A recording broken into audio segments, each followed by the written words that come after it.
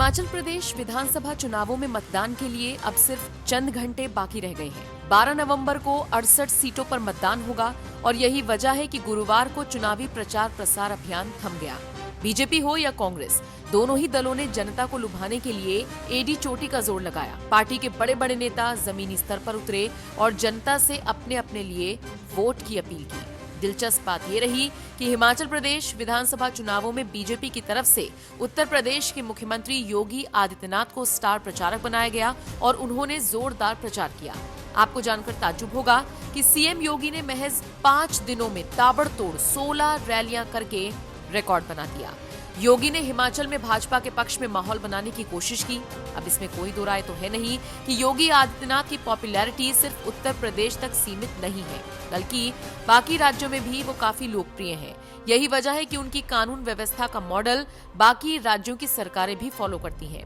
अब जब हिमाचल में चुनाव हो रहे हैं तो बीजेपी ने एक के बाद एक अपने बड़े बड़े नेताओं को चुनावी मैदान में उतारा और इसी कड़ी में योगी आदित्यनाथ भी 5 दिनों के अंदर 16 रैलियां करते हुए नजर आए। सबसे ज्यादा दिलचस्प बात ये भी रही कि जिस वक्त योगी आदित्यनाथ प्रचार कर रहे थे, उस वक्त हिमाचल के चुनावी रण में हर जगह यही नारा सुनाई दे रहा था, जो राम को लाए हैं वो हिमाचल में आए हैं।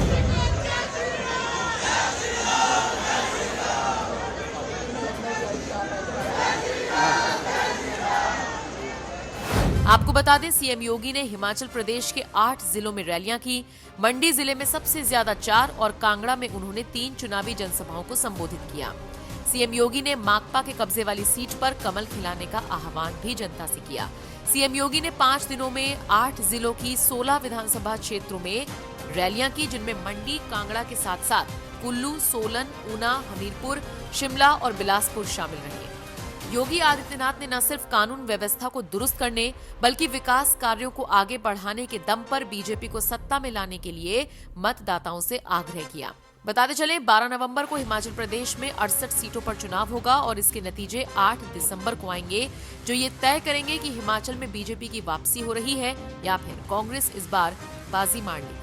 सीएम योगी की रैलियों में जिस तरह का नजारा देखने को मिला, हिमाचल की जनता ने योगी की रैलियों में भारी संख्या में पहुंचकर जिस तरह से प्यार दिया, वो एक तरफा इशारा कर रहा है कि इस बार भी राज्य में बीजेपी की सरकार लोग चाहते हैं। हालांकि फिलहाल कुछ भी कहना जल्दबाजी होगी, लेकिन देखना होगा नतीजे किसके पक्ष में जाएंगे। आपको ये भी बताते चले कि देश के किसी भी राज्य का जब विधानसभा चुनाव होता है तो उसमें बीजेपी की तरफ से सबसे बड़े चेहरे के तौर पर नरेंद्र मोदी को पेश किया जाता है।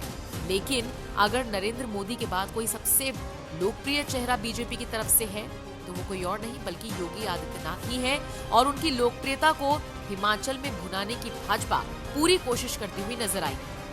योगी सरकार का विकास, आस्था और सुशासन का संगम देश के कोने कोने में प्रसिद्ध है और यही वजह है कि लोग बीजेपी की तरफ आकर्षित हैं। बहरहाल 8 दिसंबर को नतीजे आएंगे और देखना होगा हिमाचल में योगी आदित्यनाथ ने जिस तरह से ताबड़तोड़ रैलियां की उसका कितना असर हुआ। आपको योगी आदित्यनाथ के एक बयान के साथ छोड़े जा रहे हैं। आप इस पूरी खबर को लेकर क्या राय रखते हैं, कमेंट करके हमें जरूर कि राज्यों में भारतीय जनता पार्टी की सरकारें होने के कारण प्रधानमंत्री मोदी जी के नेतृत्व में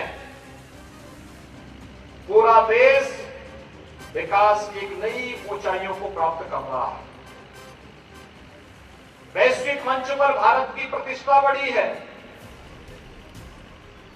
आज दुनिया की कोई ऐसी समस्या नहीं जो भारत के बगैर समाधान हो सकती हो। आज भारत दुनिया के अंदर पिछड़ों नहीं एक नेतृत्वकर्ता देश के रूप में है। और यही नहीं, जब देश आजादी का अमृत महोत्सव मना रहा है,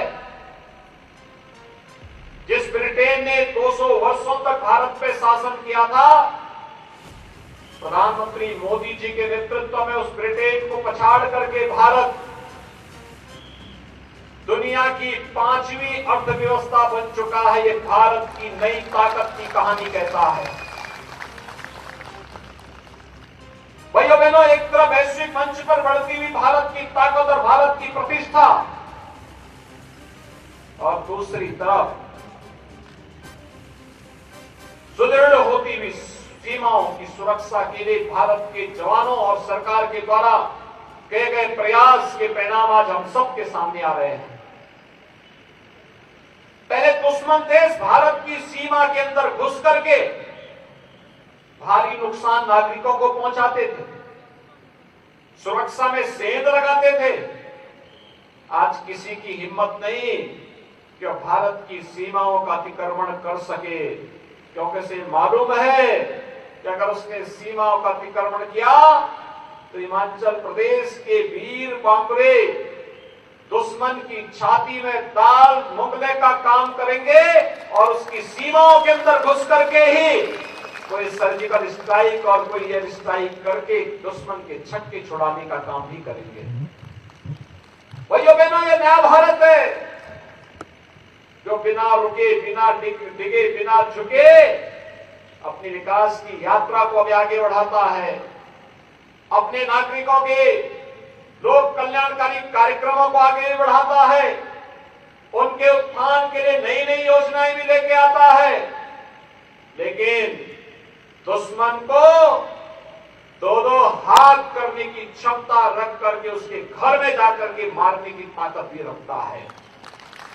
और भाइयों बहनों, इस नए भारत में यशस्वी प्रधानमंत्री नरेंद्र मोदी जी के नेतृत्व में भारत तेजी के साथ दुनिया की एक बड़ी अर्थव्यवस्था के रूप में उभर रहा है।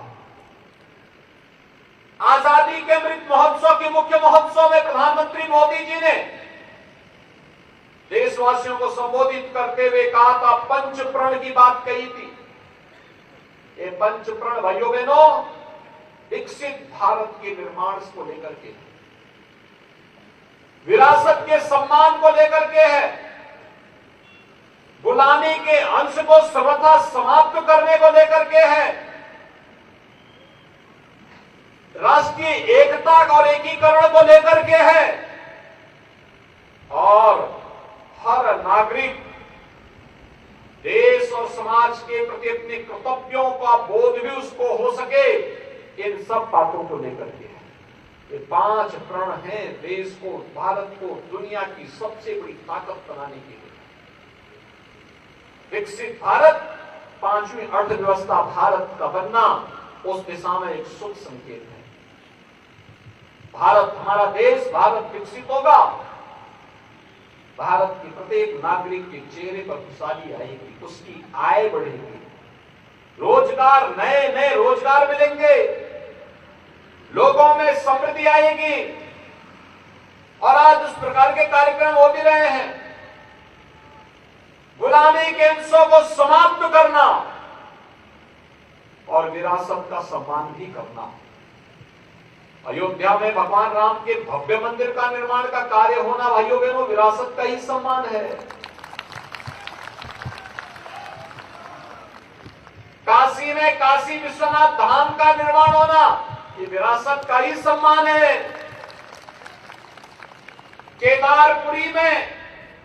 केदारपुरी के पुनरुद्धार का कार्य का संपन्न होना ये विरासत का ही सम्मान है। और भाइयों बहनों, महाकाल में महालोक का लोकार्पण होना ये विरासत का ही सम्मान है। आजादी के अमृत महोत्सव कार्यक्रम के अवसर पर राष्ट्र नायकों का स्मरण होना भी ये विरासत का सम्मान है। हर घर पर तिरंगा का फहराना भी ये विरासत का सम्मान है। भाइयों बहनों, कांग्रेसियों ने 1947 में हर घर पर तिरंगा फहराया था कि नहीं फहराया था, हमने से संभवतः किसी ने नहीं देखा। लेकिन प्रधानमंत्री मोदी जी ने आजादी के 75 वर्ष पूरे होने पर भारत के 135 करोड़ आबादी के घरों में भारत के आन बान शान का प्रतीक तिरंगा फहराने का काम करवाया।